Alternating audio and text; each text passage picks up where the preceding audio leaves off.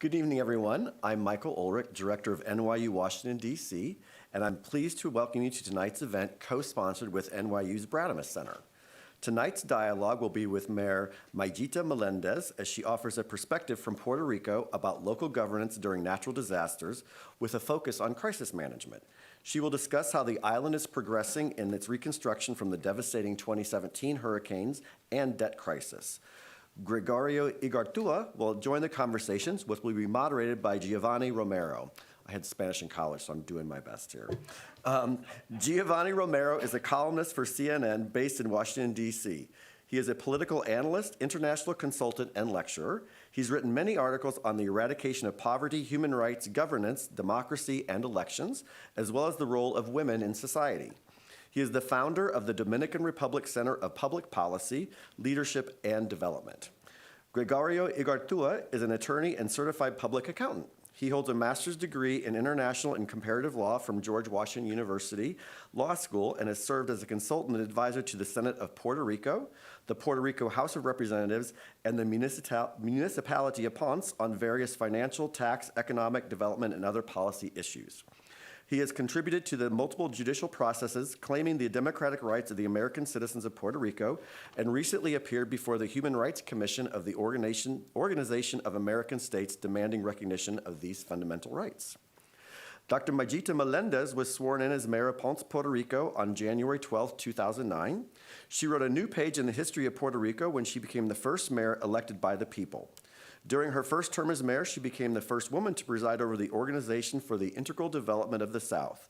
Both in 2012 and in 2016, she was reelected as mayor in both her second and third terms. Before becoming mayor, she began her professional career as a dental surgeon for 31 years, standing out both for her clinical area and in education.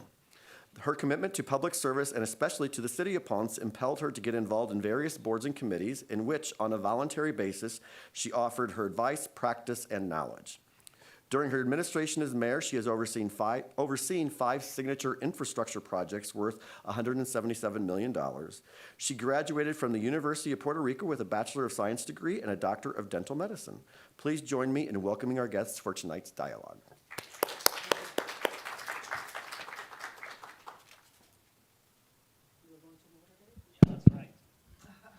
Good evening, everybody.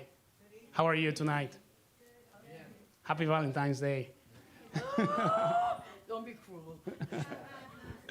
Yeah, we really appreciate you guys being here, especially on this occasion. Seems most of the people now are just, celebrating this wonderful day. And I'm really glad to be here. It's just a great pleasure and honor. And I just want to say thank you to all of you for joining us tonight for this event where we are pretty sure that this very interesting and dynamic conversation will answer many questions tonight. So the thing is, we hope that this discussion, this conversation will be very dynamic, and as I just said, and here I'm joining a very distinguished panel with Mayor Ponce, Mayita Melendez, and Mr. Gregorio Igartúa. So we are getting insights on the situation in Puerto Rico, and we are getting also a perspective from one of the island's leading mayors and public affairs experts. So first of all, I want to thank the New York University for all their support for this evening's event, and we are really proud, we are really glad to be here, so thank you very much.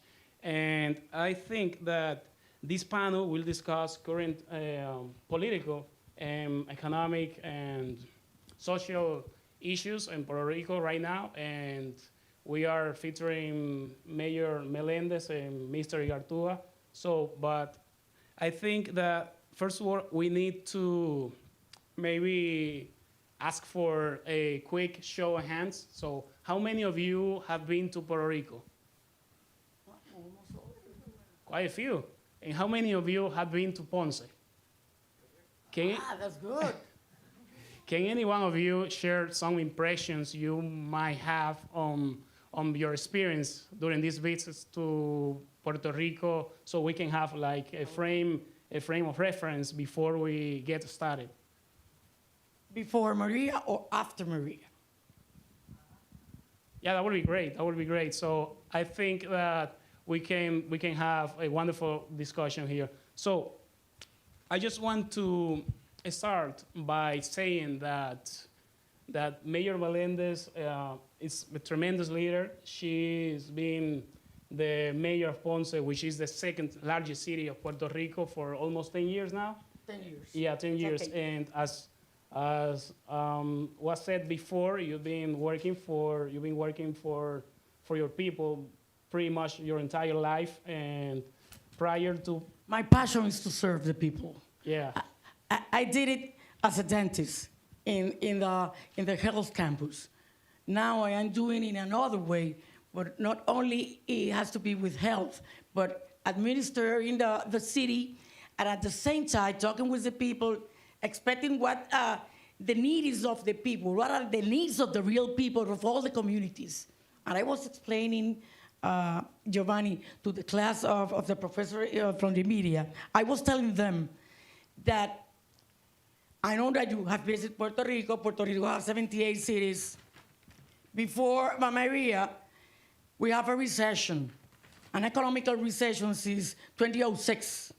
But even though we have a recession and an oversight fiscal board that Congress and the President Obama imposed to Puerto Rico by the Congress mandate, even though we were skip working, we were doing things, but we live in an area that we have a hurricane season from June the 1st through December the 1st. That's a hurricane season, 6 months of the year. So we are accustomed to have hurricane, but not the kind of hurricane that Irma and Maria hit Puerto Rico. It was a complete devastation of the island. In the areas of Ponce is in the south, as some of you have visited, in the south, we have the Caribbean Sea. In the north of Puerto Rico, we have the Atlantic Ocean. So our climate is different from the people in San Juan, and it's too much sun in Ponce. Too much sun in Ponce, and it doesn't rain too much. It doesn't rain too much. Now we are just see the news that 24 cities are going to be rationing the water. They are going to rationate the water. So we have to, my team, I called my team and I said, you already have to make the plans. We have the plans, we have to make prevention, and before the company that manage and administer the water system could stop the water to different areas in the south and in the east of Puerto Rico. So after Maria, 16 months after Maria, we still need to reconstruct the island. We are a territory, but we have been always citizens of the United States. We are citizens of the United States. We are American citizens too. So before Maria, maybe 15% of the people from here, from mainland, knew that Puerto Rico, the citizens of Puerto Rico are American citizens. After Maria, Elizabeth Warren told me about 7 or 8 months ago, now 95% of the people on mainland, they know that you are American citizens. You can imagine, you cannot understand, maybe, or people don't understand the history of Puerto Rico. They say, I am in my third term as a mayor, third term, and I was the first elected woman as a mayor in Ponce. All the mayors in Ponce has been always men. Ponce is a machista city. So you can imagine how have been those 10 years for me. It has been hard. I've been crying sometimes. I have to talk with my two daughters. I have two daughters. They are two lawyers. They live in San Juan. One worked for the House of Representatives president as a consultant, and the other worked in the Senate as a consultant at the same time.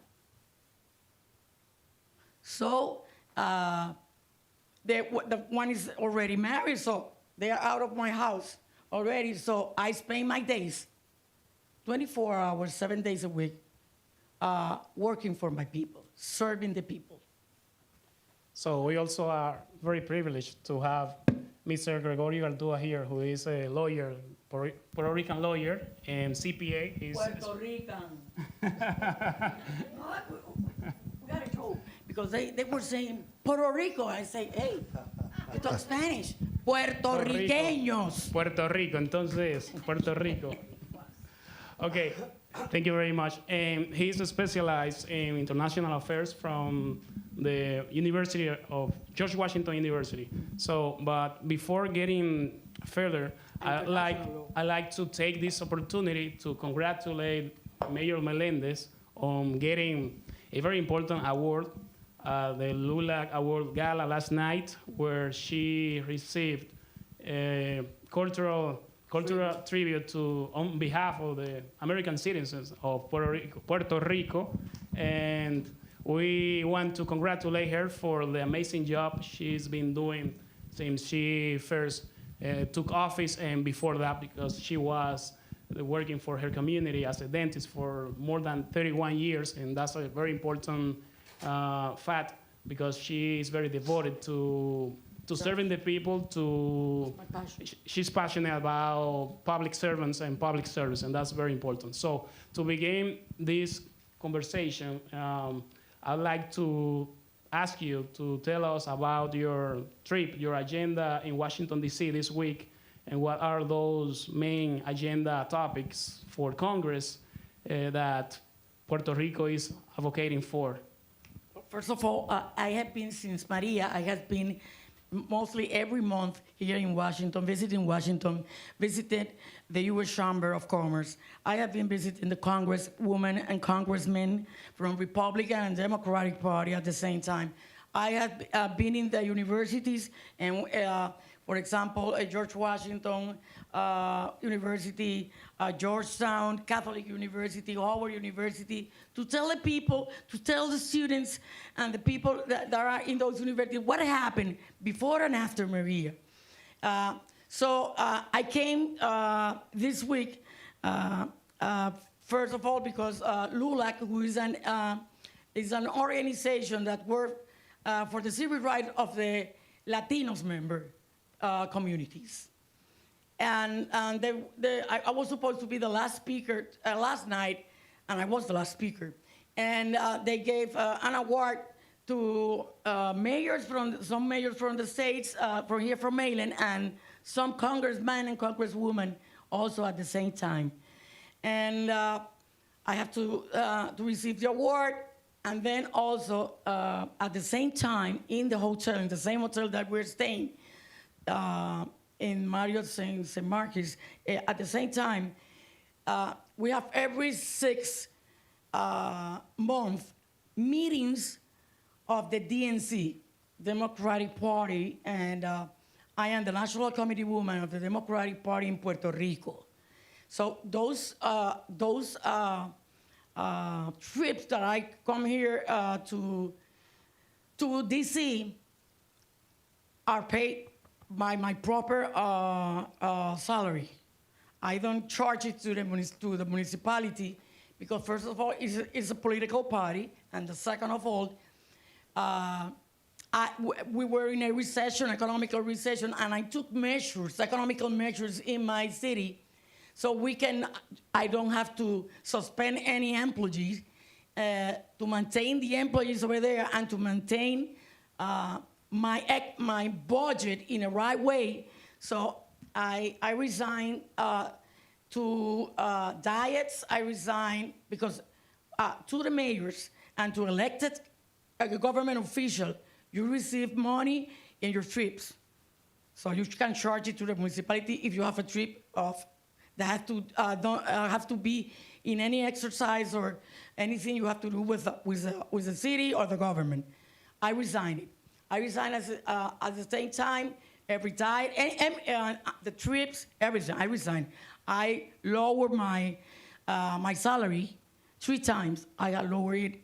For example, as a dentist, I have a salary of $20,000 a month. Now I receive $4,300. But my daughters are her careers. They have their houses. So I love to serve. So I take my measures. So I came for the awards. I came at the same time for the DNC. And I came to see some congresswomen and congressmen here at the same time to talk about the disbursement of the money that we need for the reconstruction of the island. Even though they have, the Congress have approved some supplemental aid to Puerto Rico, the money, they have assigned, but the money haven't been disbursed to the people of Puerto Rico. So the mayors are working with their own proper budget that we receive from taxes, property taxes, from the people that live in our city. So the income tax. So at the same time, I was going to talk here. I went this morning to Johns Hopkins. I was in a meeting the rest of the day in the DNC meetings. And at the same time, I am in some interviews in TV and Univision, CNN, to talk about how is the reconstruction of Puerto Rico? How are we going to be resilient if every 6 months we are expecting that some disaster will come as a hurricane or something that attack Puerto Rico or hit Puerto Rico? So I came, that's the reason I came. But every month I am coming to talk everyone, because that money has to come to all the mayors and the central government, or the state government of Puerto Rico, to begin the reconstruction. It has been 16 months. When after Maria, a year after Maria, there were people without power in Puerto Rico. The first 50 days after Maria, I didn't have power in my house, in my home. I have a generator, and I give it to my daughter because she has I have a granddaughter, so she was 7 years old. So I said, no, take the generator. I have another generator, so I give it to a place where there were people, we call a place La Guancha. La Guancha is a place near the beach where there is a boardwalk, and at the same time there are kiosks that sell foods, drinks, and people during the Thursday to Sunday go to have music, feel the fresh of the sea, and it was completely destroyed, the boardwalk. But the people in the kiosks, we gave the generator so they can start their business. Now, 16 months after, we are doing business. We just received today our 6th cruise line ship. And they were sending me all the pictures, and they say, we get down, as you recommend, the 3,000 tourism that were in that ship. And we receive in a different way than in San Juan. We make the area with artisans. We made music. We gave them piña colada. We give coffee. We gave paella, you know, that's Spanish rice, at the same time. Free. And they are packaged to see in different places in Ponce. We have in Ponce the best museum in all Latin America, Museum of Art. Even though we have 11 museums, they are open. The municipality has 410 buildings. And about 100 of them were hit by Maria. So we need to reconstruct And we are reconstructing with the advance money that the insurance company gave. We pay, the municipality pays $4 million for all the properties of the municipality as an insurance. And we insured the whole buildings for $500 million. But we are going to be negotiating with the insurance company this week. I just signed for $21 million. So with those $21 million, I am going to begin the reconstruction. This week, the governor just announced that the first supplemental aid of $1,500 million sent to Puerto Rico, they just assigned 3 cities to have an advance of the money. Assigned at the same time as you get the money. It will take about 3 more months to get the money. But Ponce was one of the cities because we did the right thing in doing the federal documents. We write the inspection, the dimension, the description, the scope of work, all the cost estimate. We did it in a right way. I am an anti-corrupted person. I don't believe in corruption. I'm sorry. That's what my moral values are. I'm a Catholic woman, and my father and my mother told what is not your part, it is not for you. You have to take care of that. And I take care of all the things of my city and worry about my city. So that's why I came this week until Sunday. I'm going to be here. Then on Sunday, about 8 mayors of Puerto Rico, we are going to be in a bid for buying in an area of 134 square miles of equipment for the municipalities. The prices are lower, and I will be about 3 or 3 days over there in Florida to buy some machinery that we need to reconstruct the island. Thank you very much for your comments and for sharing with us about what you are doing to help your city, rebuild your city, and to get Puerto Rico back on its feet. So we really appreciate that. Now let's talk a little bit with Gregorio. Gregorio, can you share with us your perspective about the unique status of Puerto Rico and your work in the legal field to ensure the full voting rights for all citizens back there? That would be great. Well, thank you, Geovanny, and thank you to NYU for having me. The status issue makes people a bit uncomfortable, you know. But we cannot ignore the core of all the problems in Puerto Rico. I'm not saying that, you know, every little thing. I said Puerto Rico again? Puerto Rico. Sorry. She always does that to me. The issue... The issue regarding the status, as I said, was uncomfortable, but at the end, it's the root cause of most problems, because if you believe in governance, if you believe in democracy, and you believe in full citizen participation in the decisions that affects them, then by virtue of us not having all of those at the federal level, we are not enjoying full collective and individual rights. The issue, obviously, I cannot, in 5 minutes, I cannot tell the 120 years of our history. But it's important to know a few facts regarding Puerto Rico. First of all, we are American citizens.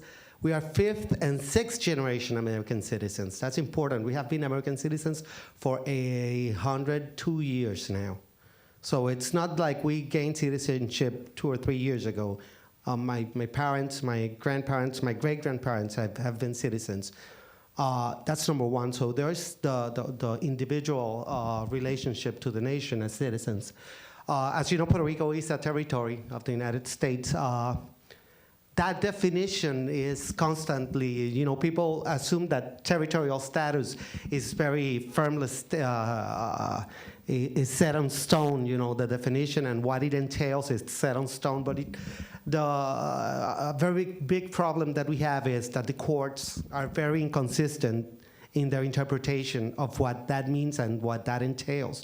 And it has changed not only due to economic and geopolitical considerations, but it also has changed in the way that the law has developed. For example, I always say that you cannot try to understand Puerto Rico by trying to think as if you were in 1898 or as if you were in 1950.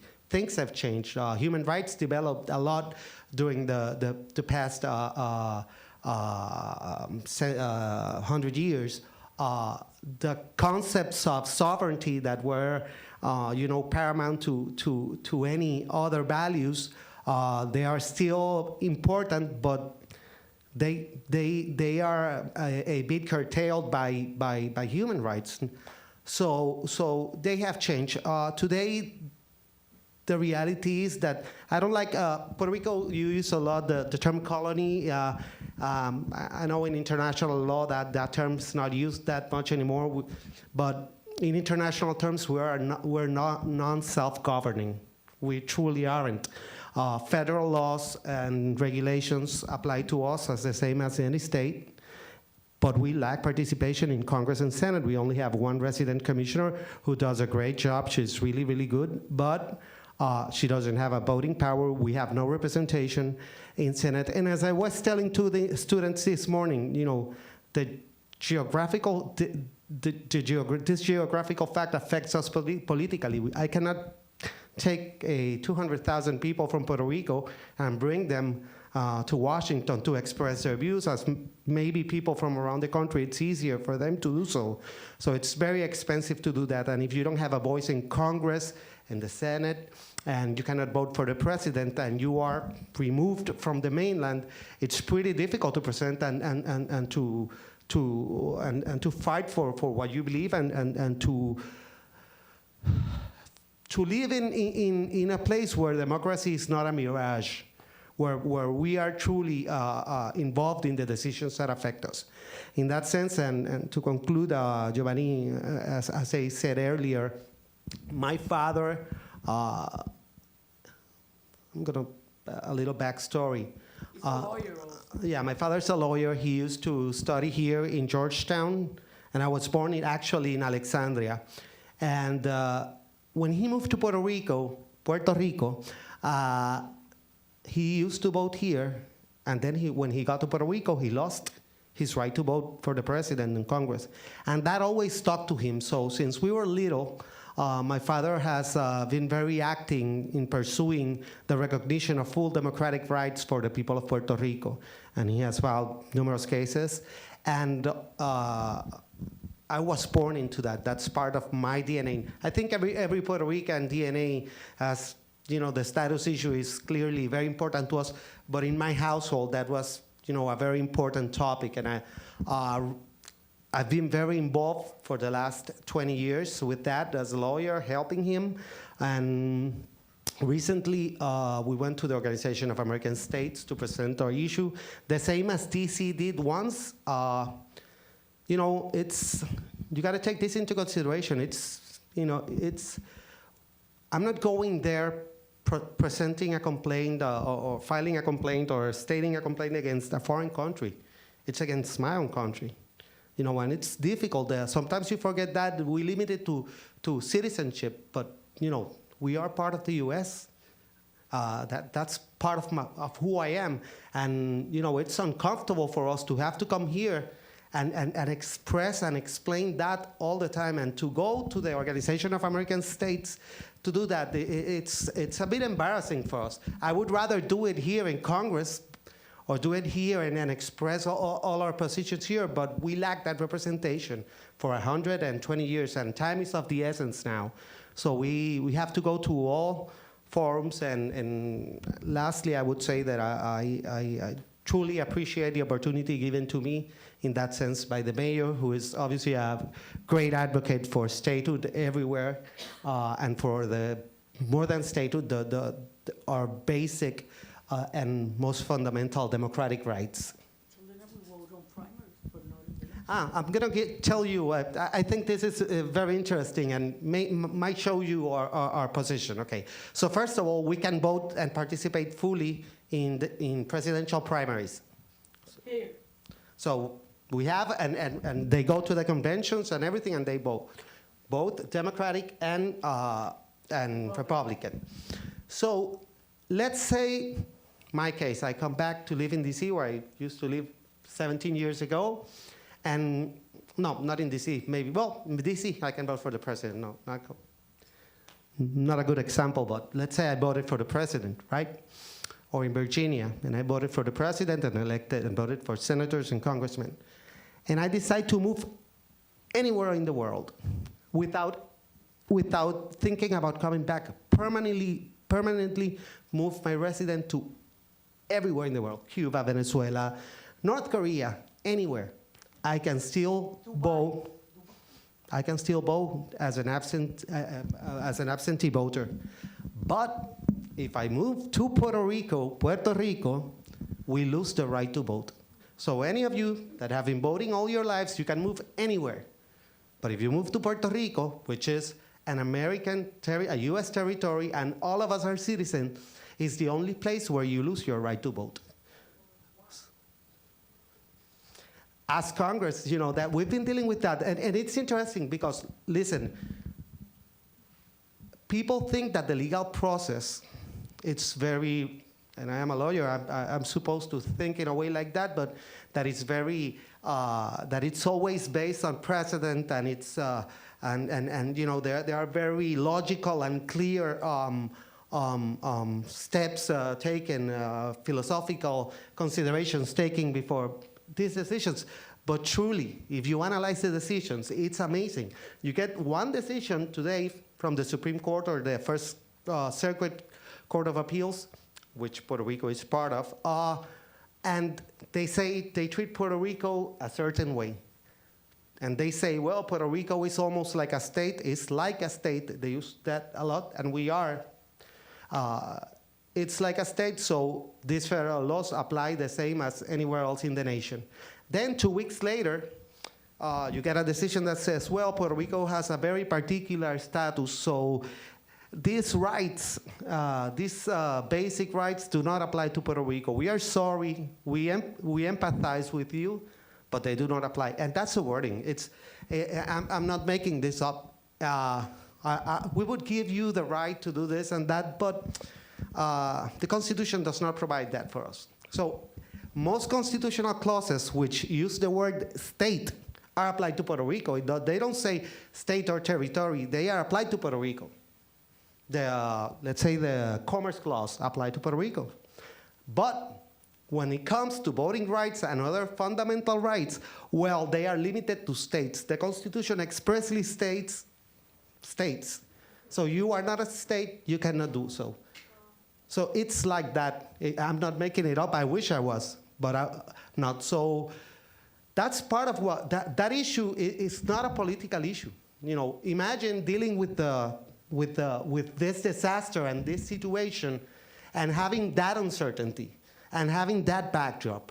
It's very difficult. And to have to come to explain to congressmen, as the mayor said, thankfully, more people are aware now, but to have to come to Congress and explain people who represented congressmen and congresswomen, hey, listen, we are American citizens, and they don't know it. They didn't know really. They thought we were a foreign country. And they decide things that apply to us every day.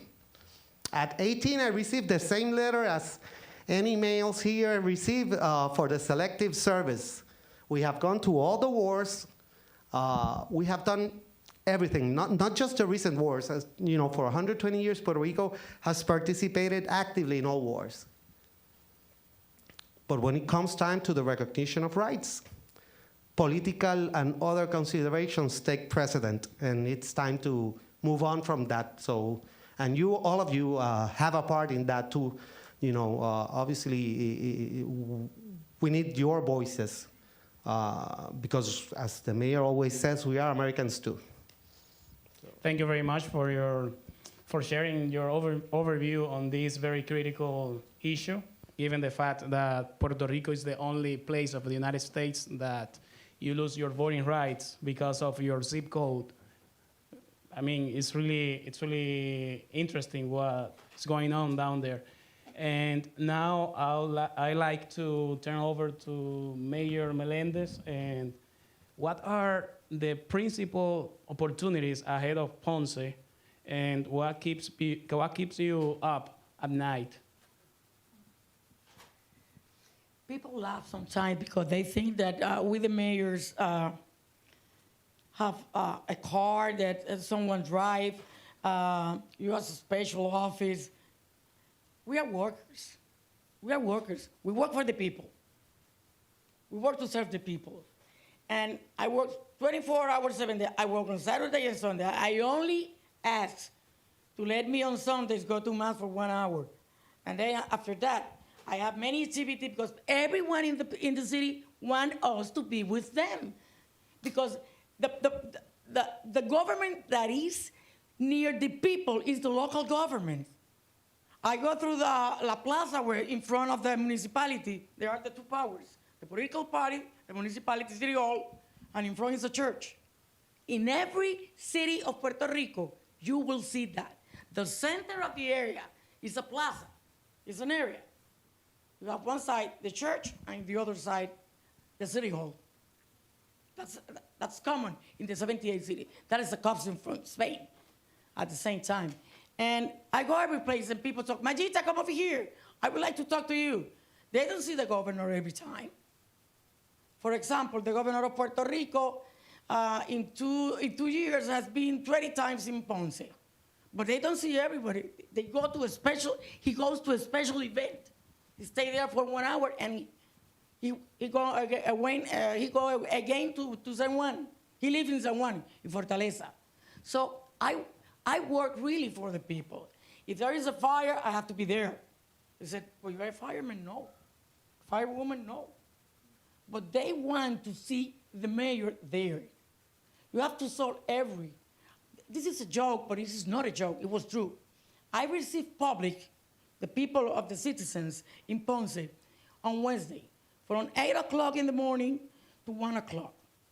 Then called this guy, and he was 93 years old, and he said to me, Mayor, I want to see you. And I said, what's your problem? And he said to me, I am a widow. And I said, yes.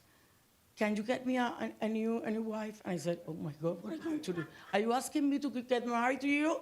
And he said, no, I want a wife. I don't want to live alone. So we have to solve every issue over there. Every issue. Even though there are issues from the state government, people think citizenship that it's my issue also, so I have to solve it. For example, after almost a year, there were communities in Ponce that didn't have power. They didn't have the power. So no electricity for 1 year. They say that the analysis that George Washington University made, they said that in Puerto Rico, after María died, about 3,000 people. They didn't die because of the hurricane. It was the effects after the hurricane. Because there were chronic diseases. But the hospital didn't have enough fuel, so we, the mayor, have to solve the problem. At the same time, for more than a year, there was no power. There were no water at the same time. For the first 100 days, first 6 months, we were giving to all the persons with FEMA water, food, every time. I have to go to the rural area, and I have communities from the city hall. To that community, it takes me about an hour in a car. So I have to visit all my communities, my 300 communities, because people want to see the mayor. And the mayor is the person who solves all the problem. I have 2,000 workers in my city hall that have different agencies, and we work not only in health department. When I came as a mayor, there were no health department in the local municipality. And I, as a dentist, I said, no, I am going to make a health department. So I have 2 bosses. Medical, I came here to Meléndez, and I construct and design a bus for medical services that can go in the bus and service all the people in the communities, and a dental bus at the same time, and we go through every community. And at the same time, the dentist that is working in the bus do certain jobs. Not all the exercise of the dentist that a dentist had to do. But we refer to dentists in Ponce or to any place, specialists. For example, one of the things is that here you go to a dentist, maybe to an extraction, for example, maybe it would cost you $150.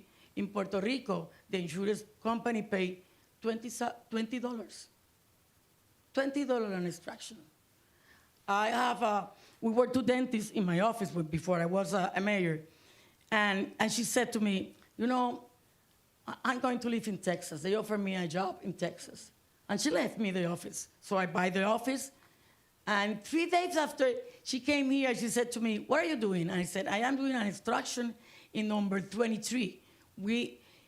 There are 32 teeth in an adult mouth. And we name them by numbers. And I said to her, I'm doing an extraction on 23. How long will it take you? Maybe 3 minutes. And she said to me, how much will it cost you to pay the insurance? I said to her, 90 days, they will pay me $20. And she said to me, yesterday I made an extraction in the same tooth, and I already have the check. The insurance paid me 24 hours later. It's different. Puerto Rico is different. Is there any particular story that you witnessed during the day that Hurricane Maria hit the island, and maybe you want to share this story with us? Let me tell you this. We have a problem in Puerto Rico. People, by years of years, I don't know if it's a costume in many places that live in the rural area. They received their home or their house from his grandfather. They lived for 20, 30, 40 years, but they didn't have the documentation that they owned that land and that house. And when FEMA came, they said, give me the papers that you own and the documentation that you own the place. They cannot show it, so they cannot give the money. This is federal money. This guy is about 75 years old, and he made a loan, private loan, to repair his house before Maria. He took a loan about for $45,000. He reconstructed his house in wood. We have to be resilient tonight. I don't believe in fossils. I believe in renewable energy, solar energy. And we have to be, by that time, we have to be resilient in that. And he took the loan, $45,000, he made a new house. He crossed the street, and in front of him, his son lived over there. But his house is made in cement, okay? In cement. So, the day that was hit by the hurricane, his son called him and said, Dad, come over here, please. And he said, well, we will be standing here, we will be here, we are okay. No, cross the street and come over here. He crossed the street with his wife, and 5 minutes later, the hurricane destroyed his whole house. Then he went to FEMA with all the documents that proved he owned the house. FEMA didn't give the exact money and said to him, you have to take a loan as small SMB, Small Business Administration gave the money. And FEMA gave him $30,000. $30,000 to reconstruct his house. He has been 3 times at the hospital. And he has lost more than 25 pounds. And he received, and he's still living in the rural area with a generator. They don't have power already by generator. And they have water because we brought a generator for the whole community. And the generator moved the water so they can go in those houses in that area. So you will see how people were suffering. Now we're doing business, everything is raising up. Nature is beautiful. We are receiving cruise ship, but we need to reconstruct all the supplemental aid that Congress has approved. Hopefully things will get better for him. And I have a last question for Mr. Igartua before hearing some questions from the audience. And what is the economic situation, economic activity in Puerto Rico? Is Puerto Rico still a banking hub or a pharmaceuticals manufacturing center? Yes, yes. Puerto Rico continues to be a banking hub, and there are a lot of pharmaceutical companies in Puerto Rico. As you know, during the hurricane, that was one of the issues, that a lot of products who are very important for some surgeries are mostly made in Puerto Rico. So there was a logistics problem that would have had an effect on the mainland. In general, Puerto Rico, I don't like to say Puerto Rico has a lot of potential. There are a lot of opportunities, and as the mayor said, we are back in business. I would, you know, obviously, Maria has been from a human side. It has been awful, you know, an awful situation. But you have to be positive in life, and Maria has had its benefits. Two particular things. Number one, there have been a lot of practices that are part of our idiosyncrasies, and we have long held practices that maybe were not, best practices for, and we're not, they didn't adjust to the modern economic ecosystem. And number two, there are a lot of areas that the reconstruction process will deal with that will greatly benefit our future economic development. A lot of basic infrastructure, if the money obviously is finally disbursed, but obviously there's also private investment, and if investment in basic infrastructure is done as it has been planned at the very least, it will be great for Puerto Rico. For example, Maria took down most, took down most of the telecommunications systems in Puerto Rico. So they are reconstructing them and using, I think it's 5G now, so they are using the latest technology.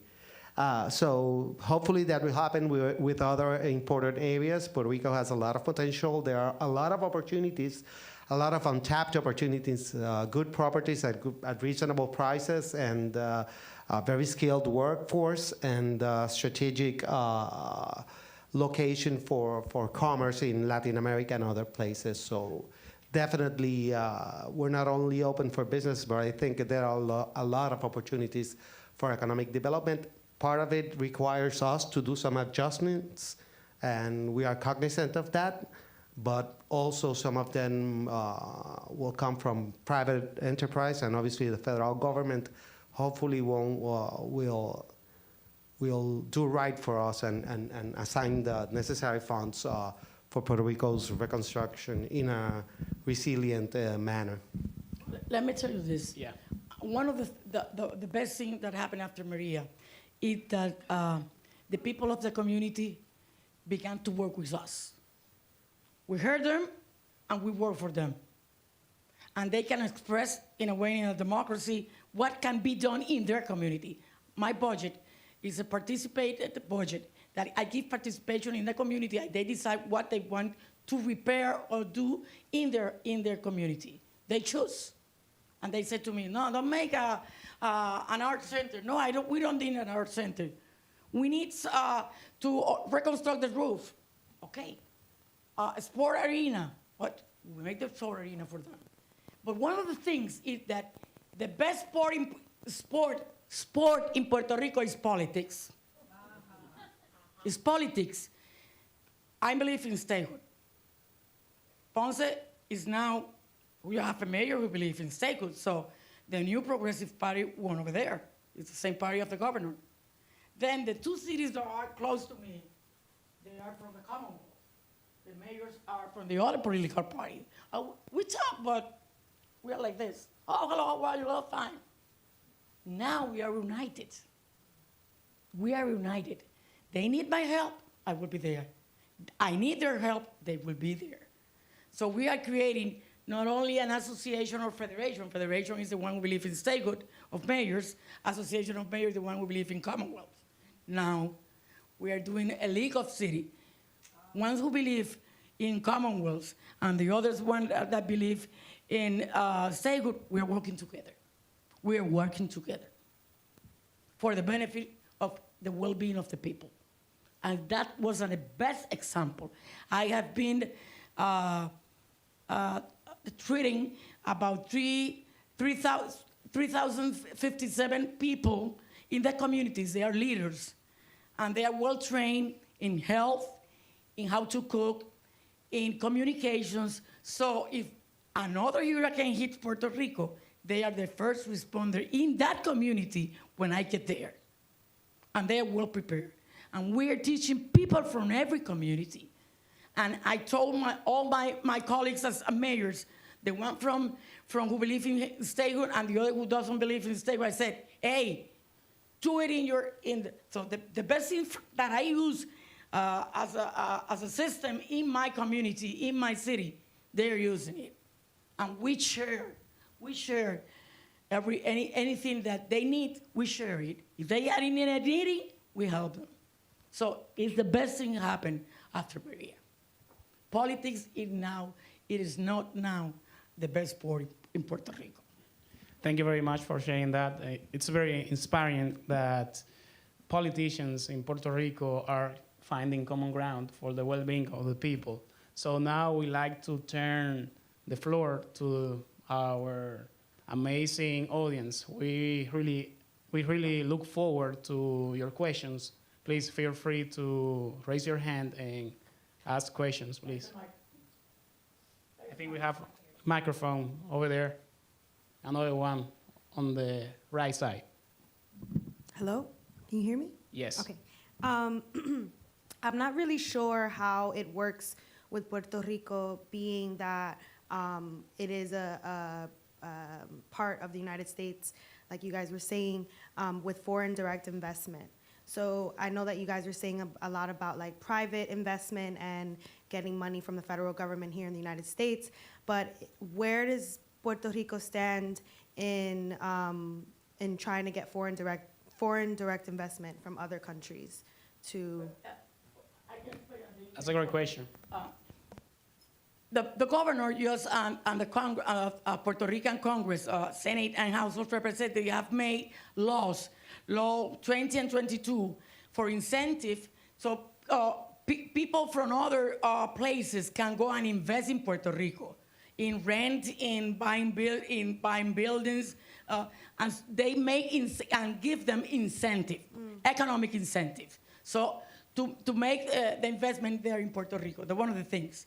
The other thing is that there are many organizations from Maryland, for example, Clinton Foundation, Foundation of Puerto Rico, organizations that are by person who take have a business, a wealthy business, and they give help to different areas in Puerto Rico. So for example, Chef Jose Andres, who is here, Chef Jose Andres is a friend of mine, and Jose Andres create a funding to help little farmers to invest in the farm, and he's helping them, so people can invest in those farms to grow foods and many other things in farm. And he gave food. He made food with World Kitchen aids. In Ponce, for example, for almost 1 to 2 months, wow. He in Ponce, in San Juan, in many other places, 78 cities. So we're making reforms. We make an educational reform. We make economic reforms, budget reforms. We are making reforms, and we are open doing business at the same time. Okay. I just wasn't sure if Puerto Rico was allowed or if it was illegal for foreign direct investment. Okay, for foreign direct investment in Puerto Rico, you have to consider, you have to see it as the same as any other part of the nation. So we have, of course, we're open to foreign direct investment, private investment. Okay, so the same as any state or territory of the U.S., the same treaties, international treaties apply to us. So for example, what used to be NAFTA applied in Puerto Rico, the same as the states and everything. We're open to foreign direct investment. However, the same as in the states and territories, if you're talking about governmental investment in Puerto Rico, it can be done. It has to be limited to what is allowed here in the States. You know, a place like China, a country like China, who has governmental enterprises who invest in the United States in certain areas, if they are allowed to do the same in Puerto Rico. Okay. But we don't have any. That's what when you visualize Puerto Rico from a legal standpoint, you have to start. The starting point is, imagine you're in a state. Everything applies, not everything, but almost everything is exactly the same. Same federal agencies. They say, and I want to clarify this, they say, well, you don't pay federal taxes. Well, I would. Pay taxes. First of all, it is not that we don't pay federal taxes. It's that certain income from Puerto Rico is exempted from federal taxes. Number two, the IRS, for example, published a table about what they receive from every state in the nation, and sometimes they include Puerto Rico, sometimes they don't, but we actually pay more federal taxes than 3 or 4 states. Small states obviously do. So you have to start there. There are exceptions, but you have to imagine it's easier if you start. We are like a state with a few exceptions, including not having the full democratic rights. But it's almost the same. Okay, thank you. Thank you very much for that question. Do we have any other questions? Yeah, Please, go ahead. I'm guessing they need to record the audio. My name is Duke. I'm from Hawaii, which is interesting to the extent that we grapple with the same things our island brothers and sisters grapple with. And my question is under the topic of income disparity. So, right now in Hawaii, obviously anyone can come and, rent property.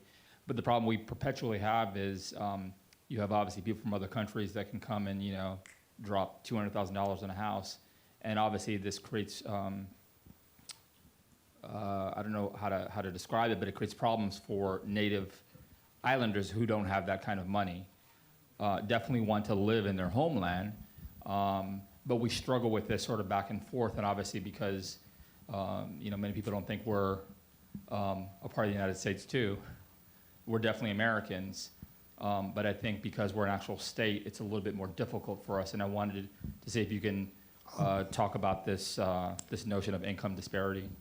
Well, first of all, you gotta understand that Puerto Rico is. I think it's the average, the mean income is. Like 40% less than Mississippi, which is the poorest U.S. state. So in that sense, you imagine that situation in Puerto Rico is much more difficult. As the mayor explained, there's a disparity in what you can earn here and in Puerto Rico. And prices used to be really high for property.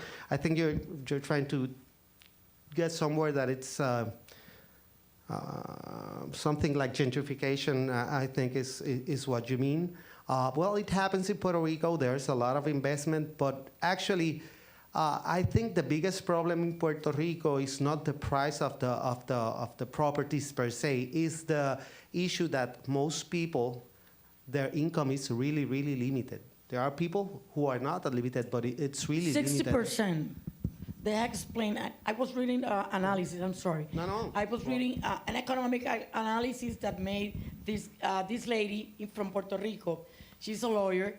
She's a CPA, and at the same time, she's an economic study. And she made an economic book about after Maria.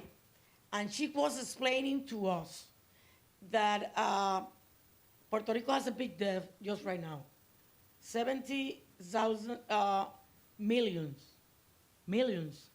70,000 millions. And from that, she said that the debt of the municipalities are only 6.1% of that debt. So we are not causing the debt. It's the state government. The second thing is that 60% of the population of Puerto Rico live under poverty. 60% after Maria. So there's an issue that the issue in Puerto Rico more than cost is this. So if you're, and this is one of the problems we've had, you're a doctor, right? And you have a license that you took the same exams as everybody else took in the nation. We take the boards. Yeah. Or for example, the CPA exam I took, it's the same as is given in the whole nation. So let's say I'm a doctor in Puerto Rico, or I'm a teacher. Teachers in Puerto Rico, for example, earn about an average of $18,000 a year. So they go to, and you know, I don't know the number exactly, but it's in that area. So let's say Texas needs bilingual teachers. They go to Puerto Rico and offer them $50,000, $60,000 a year. So for that person, more than the cost of living in Puerto Rico, the issue is an income issue. So for a lot of that people just moving to the U.S., to mainland, to the continental U.S., which we can do so any day. I can move tomorrow and work anywhere I want. That's rather more than an option, and it has created a lot of problems regarding property in Puerto Rico because the demand for property, for private property, has gone down really badly. You know, it has gone downward really badly, and there are a lot of properties that are available. So it's different. It's an income and population issue. If I may just, for a second, I always say this story because it's the same. You know, Puerto Rico, when I was about to buy a house for my family, because I have 2 little kids and I was in an apartment, I needed to buy a house.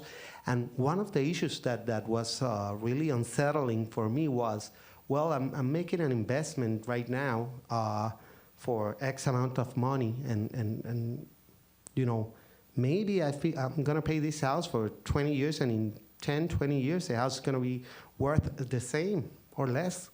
That has happened in Puerto Rico a lot. So people, I was talking to somebody the other day that they bought a property in 1998 for X amount of money, thinking that it was still going to go, you know, appreciate in value. And 20 years later, the house is worth exactly the same. So that's the issue in Puerto Rico is rather one of demographics and income. If Puerto Rico was a state, how many members of the House of Representatives we will have, and how many members in the Senate? Well, in the Senate, we'll have 2 as any other state, but that's clearly one of the political, logistical issues of Puerto Rico's status. If Puerto Rico were to become a state now, we would have 5, I think last time, according to the 2010 census, would be like 4 or 5 congressmen. 5 congressmen. So imagine that's one of the issues. So if you've been in a state that has been a state for 200 years, and then comes little Puerto Rico, and will have more political power in a sense that well, I understand that part of it. It's a logistical political issue. But at the same time, someday, you know, we'll have to deal with this. You know, we cannot prolong it for forever. And it's an issue that's not going to change. Maybe it changes if everybody leaves the island at the rate they were leaving the island. But you know, that's one of the logistical issues of the status problem, as they like to say, or the status issue. I think we have another question over there. And how are we on time? Probably 1 or 2 more questions. Thanks. Yeah, it's Please go kind of ahead. a question, kind of a statement. I have the Emerald Planet TV and part of Emerald Planet International Foundation. We started 45 years ago, but we were the intersect between the environment and economy. And of course, Puerto Rico fits nicely into all of that. But after the hurricane, we've done 12 TV shows about what's going on there and the devastation that you faced and the need for actually not redevelopment. We said it's not redevelopment, for development and transition into that. So my question is, and again, more of a statement, is what kind of best practices have you seen? You talked about the nice things that's happened in Ponce. We've actually covered your city in our television program, actually quite a bit. And so what's some of the things that are going on, maybe in agriculture and renewable energy, you know, other aspects of the environment that's improving things? And Energy then- is necessary, and just the governor just right now make reform to change the system, the old system of energy. So, for example, there are 3 cities in the center of the island that these 3 cities have an energy plan, and they are reconstructed that area to give the energy to these 3 cities, and they want to separate from the system of the state government. The electricity or the power So they're is going owned by the off-grid. government. They're going It's owned by the off-grid. government. The governor, I know there is an idea to sell the company. Well, I don't know if selling the company will be the best thing.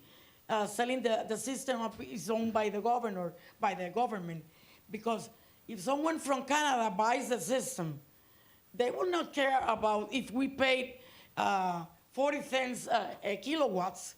They will not care. No, he have to take the money that he's going to pay back again. So I say, and in Ponce, for example, I believe in solar energy. And for example, one of the foundations here, Health Foundation from Meléndez, gave my vaccination center. I have a center with vaccines for the kids and the people. And the doctor get a proposal from this foundation to get in the roof all solar panels. So we will be at the same time earning what we pay just right now as an energy is too much. Is 21 cents or 23 cents per kilowatts.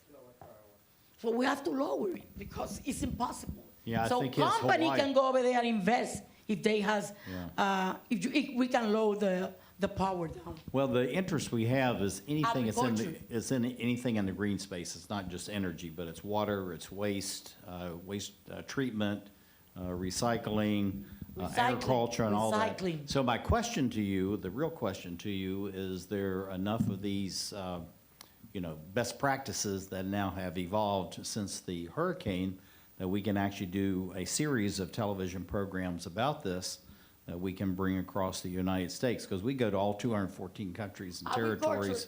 From the area of Guayama is in the south, the city in the south. And when you cross Calle, which is in the mountains, and you go to all the expressways down to Ponce, you cross about 5 cities. And you see all those land. They are the best land to make agricultural cultives. It's the best land. It's the best land. And they are developing them. They are developing them. Tourism is the other way. The third thing is recycling companies, the waste companies. And all have to be with energy and power. Every company, we are asking for proposals. People are asking for proposals. I came here with you to see about 5 or 6 energy company, that they went to Puerto Rico and they asked the governor and they gave proposals to the governor. So there are many opportunities just right now to invest in Puerto Rico, in tourism, in making, for example, Ponce, we have the best gastronomy in restaurants. They are developing many restaurants in Ponce, pharmaceuticals. We have about 5 or 6, I have 5 industrial areas. Panel There is just right now, there is a company who makes the panel over there. We have a port and an airport at the same time. Yeah, well, we're not looking at it from the standpoint of bringing investment. We want to know what the best practices that are actually happening and occurring that can be replicated Okay, and so- shown around the United States, as this is an example of what Puerto Rico is doing on its own, and then also around the world about this beautiful place called Puerto Rico and what the positive things are happening. So that's what we're all about. Yeah. But we can speak after this, but I just wanted to raise this issue. I just wanted to briefly say this. There are, the construction or reconstruction or the development, the redevelopment or development, as you stated, of Puerto Rico takes time.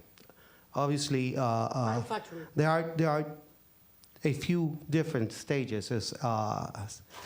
We are open for business, we are operating, but at the same time still, there are a lot of things that we are working on, still trying to get them back to the way they were before, not because we want to, but we have to for practical reasons. For example, we didn't want to reconstruct the grid as it was, obviously, but we had to do it because first thing, we had to take power back to everybody, and we didn't have enough time to change the whole system at once. So regarding best practices, and this is what I was going to we are now passing to that second stage where hopefully the disbursement of money will come, and we are making a true analysis of all our practices in every area, particularly in infrastructure, and trying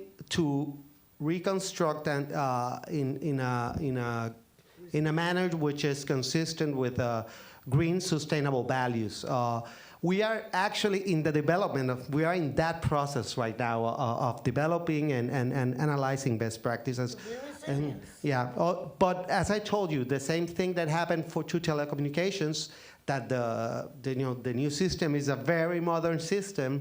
Hopefully we can do that regarding water, regarding agriculture, power, and using our natural resources in a more efficient way. Something that, for example, Puerto Rico there used to be, and she's working with that a lot now. We are being very, very strict with people dumping their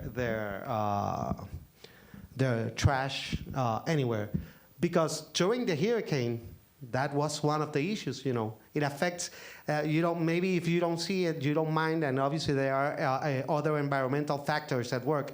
But during an emergency, if you have an old freezer left in the woods, it turns into a projectile. So all of that it's not that it was tolerated, because it's not. We have strict laws against that, but we are analyzing ourselves first, and we know that many of our practices we have to revise, and we have to be more strict, because they are essential to moving forward. We're not just calling and asking for money and telling, hey, everybody, solve our problems. We are working hard on solving our own problems, and are only claiming what is just and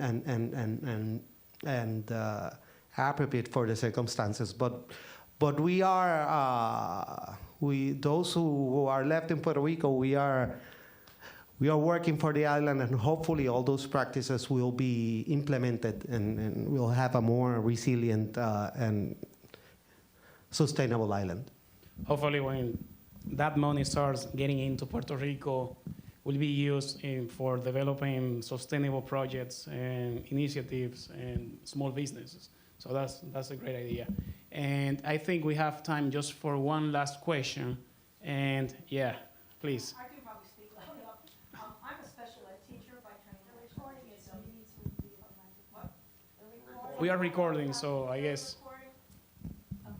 sorry about that. That's all right, okay. I'm a special ed teacher, been for many years, and I just was wondering what the education was like down there now, when the elementary schools, the structures, you know, and what that's like for the kids, because you have kids in the rural areas and all over the place, you know, and they have to go to school. So I didn't know how that was now. For example, Yeah.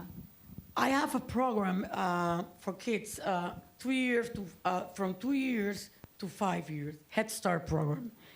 For me, I have the best start program in Puerto Rico.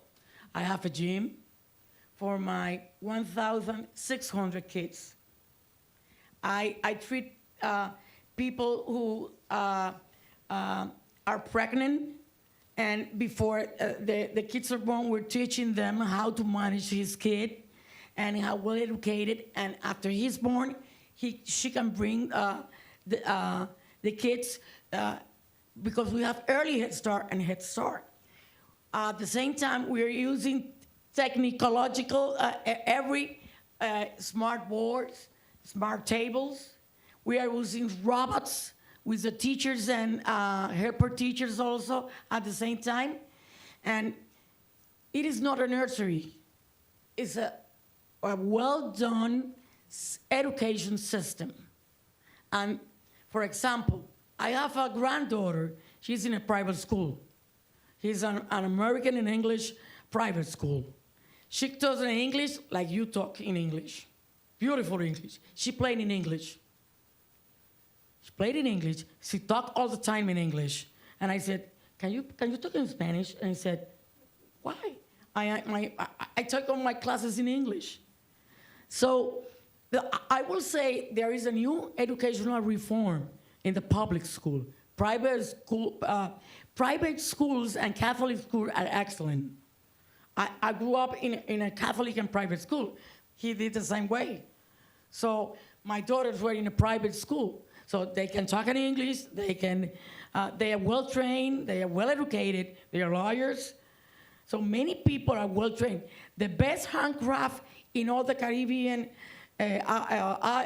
islands in Puerto Rico, in the Caribbean area, is Puerto Rico. Because we are well done, study, we are well educated, and a university system function, private universities, and at the same the public university. But the university, I study in the University State from Puerto Rico. I am a graduate from the Medical School of Puerto Rico. But the private system is excellent. But there are new reforms that is managed by a secretary that she comes from here, from Washington, Julia Kelleher. She's from here. And she has been changing. Buildings of school, public school, are all building. So if there are people moving here to mainland, those schools, she's checking by computer how many students there are in a school. She consolidates schools in different areas, and the governor is selling those schools for private investors. Or give it to, for example, I am asking one school that is close to make the area for my city police. We have municipal city police. I have 300 city police that 20 years ago, their office, the commander officer, is in a certain place where sport arena is there. So I am going to reconstruct that school to make the station for them, the commanding station there. So the governor is going to give me the school for 1 year. After 1 year, he's going to sell me the school. So school system, Head Start is the best. Head Start is the best program just right now. I have, in technique, the kids know how to manage the tablet. They know how to manage the tablet. They know how to manage the smart board. The table are smart at the same time. The robots at the same time. They are excellent in doing and well educated. The only thing that I'm worried about when they change from that's Head Start to a public school, because the Head Start is for people who cannot pay a nursery. So it's a certain salary for the communities. I wanted to add something. I'm no educational expert by any means, but I do have kids, and I obviously lived in Puerto Rico for all my life. In private school, you have your kids in private school. Oh, of course, that's another issue in Puerto Rico that we can discuss later. But I would say that the hurricane definitely had an emotional effect on kids. That's, to all kids. And obviously, I don't want to understate that the effect on education. But I would say that the issue in Puerto Rico regarding education, more than the hurricane, I would think the stress caused by the fiscal crisis, which limits resources greatly. And number two, the demographic issue, as the mayor stated. A lot of kids are moving halfway through the semester, and a lot of schools that used to have a certain amount of students, and they are designed to operate that way, well, they don't have the students anymore. So we are also in that process of reanalyzing and reevaluating everything. Hopefully, things will work out great.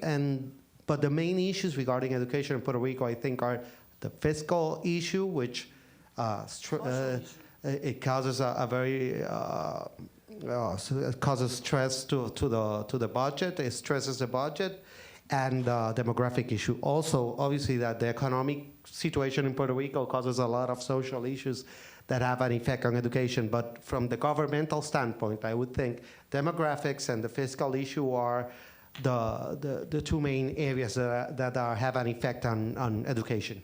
That's right. And I'll say one sentence. In the United States, in which you're part of, when you have a kid who has special needs, they're entitled to getting special help, to the age of like 21 or 23 or whatever, So I was wondering, in Puerto Rico, do you have programs for those children who have special needs, whether physically handicapped, autistic, learning disabled? Because they're entitled to get that kind of help, and that's just something I was going to mention. I don't know how that is. Or The Secretary of Education, Julia Kelleher, is working. We have a problem with that, disabled kids, and the governor is conscious about that. He's conscious about that. And she's taking care, because there are parents who demand the Department of Education if they, in public school, don't take the kids. In private school, the government send a special person in a private school to take care of the kids. And that person is paid by the government, and he stays all day with the kid in the private school. But in public school, it's different. Yes, it's different.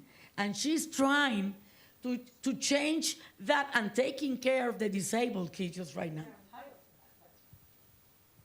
So I think we need to wrap up now because we are short on time. So thank you very much for hosting us. Thank you, NYU, for everything and for all your support. And I really enjoyed this conversation, this very interesting discussion. And of course, the amazing questions from the audience. And thank you for everything. Please have a good night and hope to see you soon. On behalf of the people of Ponce, I would like to thank all the people from Maryland, all the organizations, all the people who helped Puerto Rico when we needed after Maria hit Puerto Rico. Really, we see that the people, many media came from here, from the nation, from Maryland. Many people, groups of doctors, educators, organizations from here to help Puerto Rico. So we have to be very grateful for that. I am grateful for the Congress, because even though they have approved certain things for us, FEMA, at the same time, I have to be thankful to Trump, because he has approved certain things, but in other way, he's going to make that wall with the money of Puerto Rico. I won't worry about and the money of California. Yeah, it's awful for that. Thank you for everything. Thank you.